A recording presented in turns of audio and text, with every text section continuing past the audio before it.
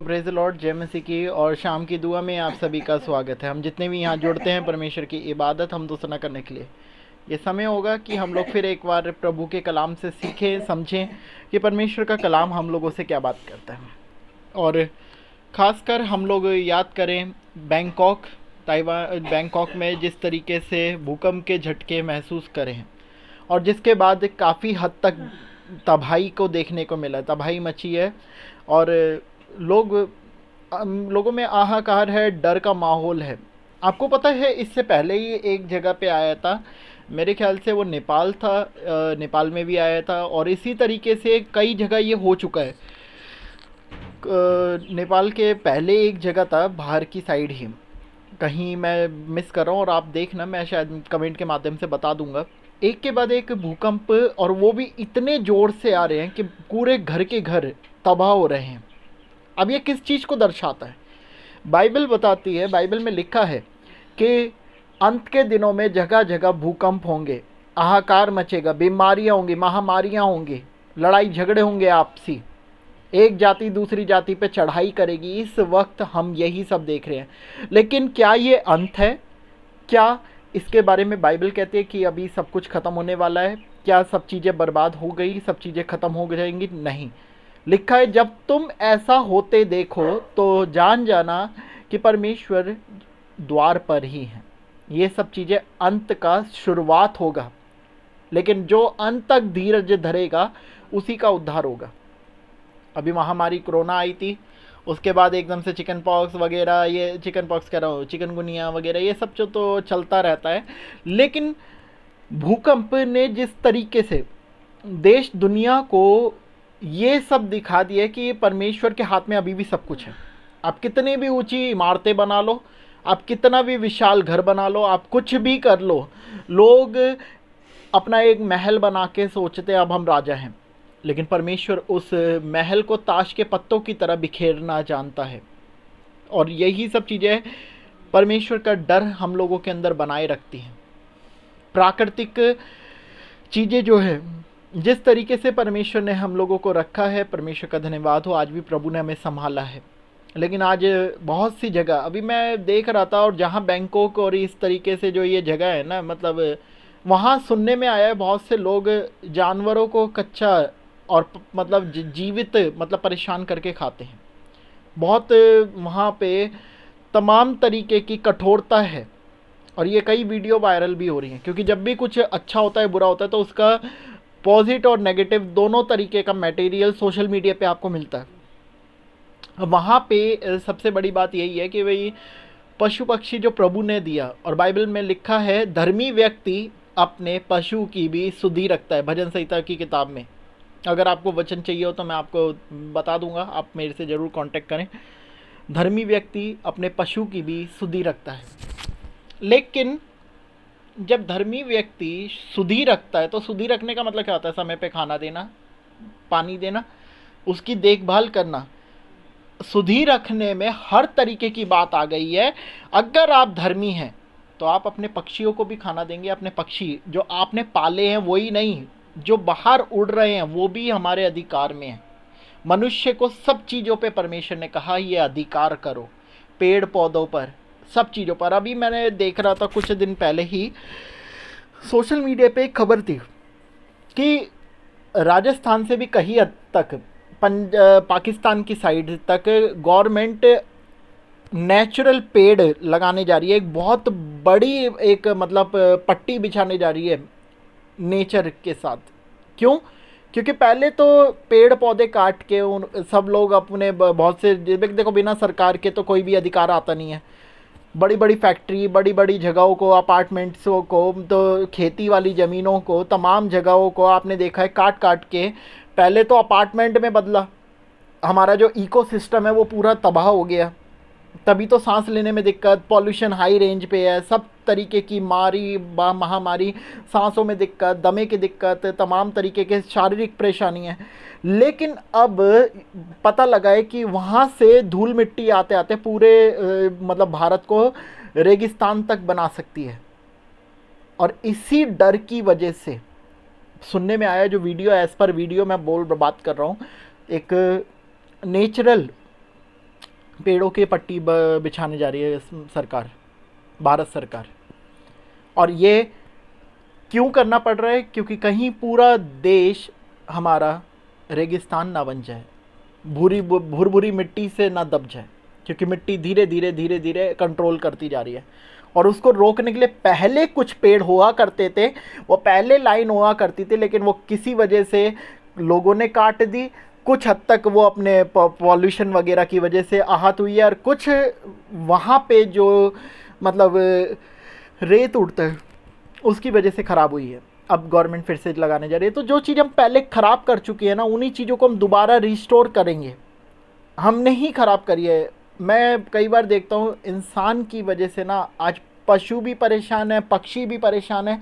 वरना क्या था, जानवर जंगल में रहते थे, जानवर अपने पेड़ पौधे के बीच में रहते थे। आज अब मैं कई जगहों पे जाता हूँ, बंदर बहुत देखने को मिलते हैं शहरों में।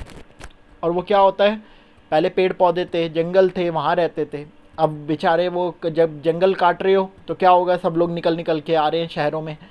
अब शेर, चीते, तमाम तरीके के आपने देखा होगा, मसूरी जाओगे रोड पे घूमते हुए मिल जाएंगे। तो कोई ना कोई गाड़ी के नीचे आया हुआ आए दिन। जब आप हाईवे पे जाओगे ना, आपको पता लगेगा तेज रफ्तार की वजह से कितने जानवर, कितने पशु पक्षी मारे जाते हैं। ये तारे बिछाई जाती है, बिजली करंट की वजह से मारे जाते हैं। कुछ अपने ये आहत होते हैं ट्रैफिक की वजह से, पॉल्यूशन की वजह से।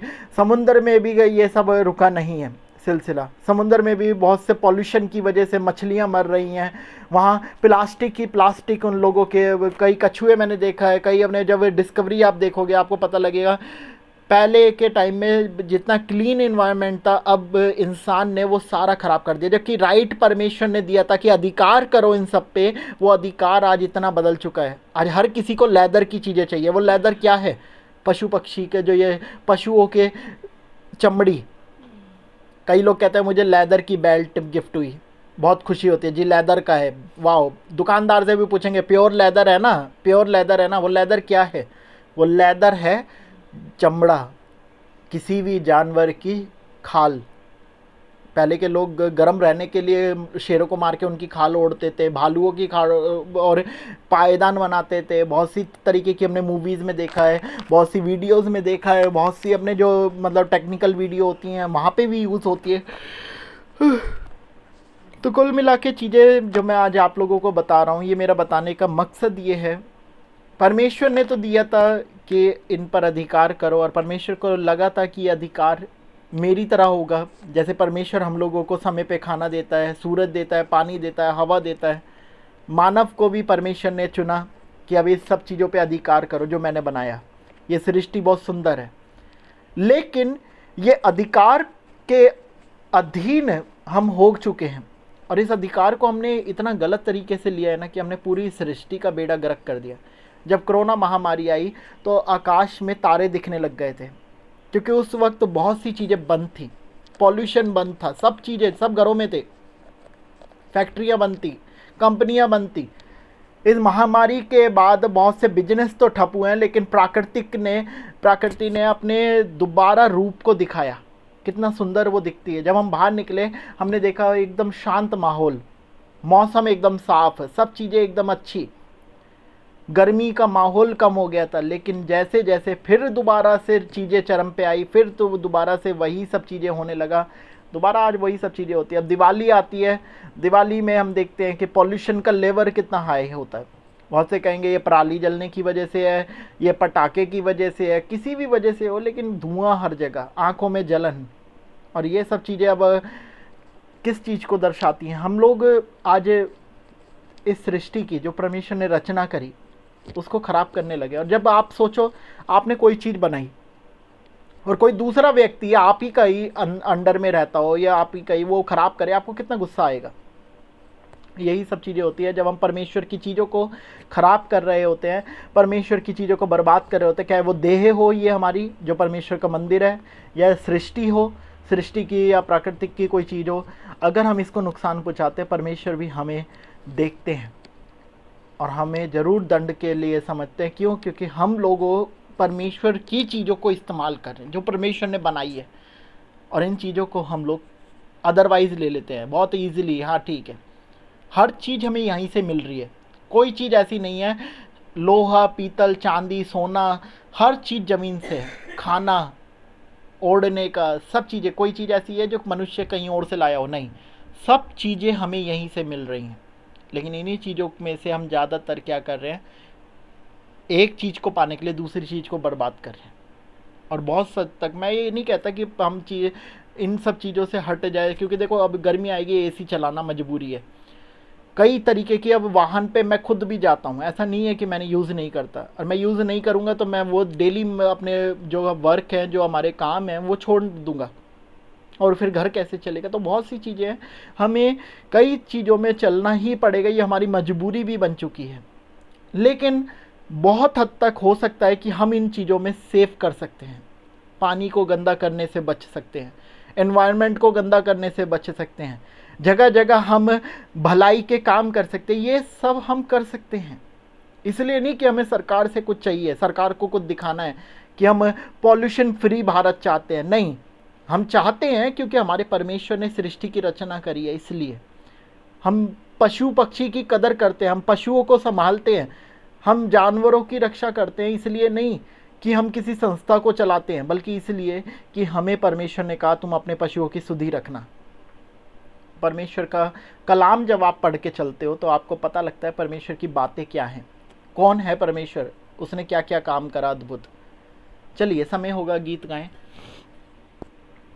धन्यवाद यीशु, holy spirit, thank you Jesus. और प्रेम और सामर और तुझे पाना है, और प्रेम और सामर और तुझे पाना है। मेरे होठों से तेरी स्तुति हो, मेरे हृदय से धन्यवाद हो। मेरे होठों से तेरी स्तुति, हृदय से धन्यवाद हो, क्योंकि तू महान है, तू मेरा प्रभु है, क्योंकि तू महान है, तू मेरा प्रभु है। आज हम धन्यवाद करते हैं प्रभु, तेरे समीप आते हैं और खासकर हम प्रार्थना करते हैं प्रभु, तूने आज का दिन हमें दिया फिर तेरी महिमा जलाल के लिए। 31 मार्च है, आज फिर एक बार फाइनेंशियल ईयर क्लोज होने जा रहा है 2024, और ये 25 का जब ये नया फाइनेंशियल ईयर शुरू होता है कल से, बहुत से लोगों को बरकत देना पिता, बहुत से लोग तेरा जय जयकार कर सके। जो ये 2025 गया सबके लिए बहुत मजबूरी का साल गया है पिता, संघर्ष से भरा हुआ था, दुखों से भरा हुआ था पिता। इस साल में लोगों तड़पे हैं, परेशान हुए हैं, मार्केट गिरी रही है, लॉस ही लॉस हुआ है बहुत सी जगह। बहुत से लोगों को प्रॉफिट भी हुआ होगा, बहुत से लोग आगे भी बढ़े होंगे, लेकिन मैक्सिमम अगर हम देखें प्रभु, ये साल जो था बहुत दुखों से भरा रहा है। और हम चाहते हैं परमेश्वर अपने लोगों को संभाल, खासकर जिनको तूने चुना है, जो तेरे कहलाते हैं प्रभु, ये तेरे लोग हैं, तेरा धन्यवाद कर सके। हालेलुया, धन्यवाद प्रभु। आज दिक्कतों को दूर कर पिता, बीमारियों को दूर कर परमेश्वर, खासकर तेरे राज्य के लिए बहुत से लोग घात लगा के बैठते हैं, तेरे दासों के लिए, तेरे लोगों के लिए पिता, कि कैसे नाश कर दे। आज उन लोगों को मैं तेरे समीप लेकर आता हूँ प्रभु, अनुग्रह कर, उन लोगों को छुटकारा दे।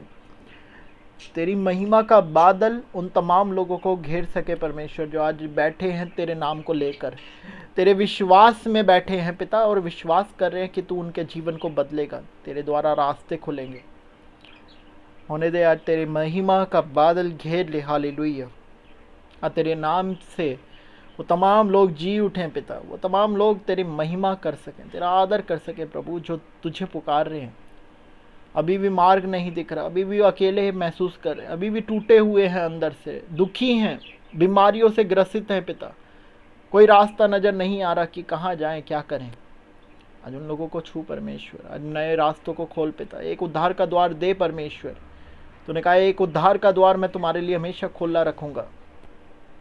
वो उद्धार का द्वार आज हर एक तेरे बेटे बेटी के लिए, तेरे दास दासी के लिए पिता, आज शीश मांगता हूँ मैं इनके घर परिवारों में जो यहाँ जुड़ते हैं, जो तुझ पे भरोसा करते हैं, जो तेरी आशा रखते हैं पिता, तुझसे प्रार्थनाएं करते हैं प्रभु, अंदर से भरे रहते हैं तेरे नाम की महिमा करने के लिए पिता, हर समय तेरी आराधना के लिए जुड़ने को तैयार रहते हैं पिता। इन तमाम घरों में तेरी बरकत और तेरी दया हो परमेश्वर।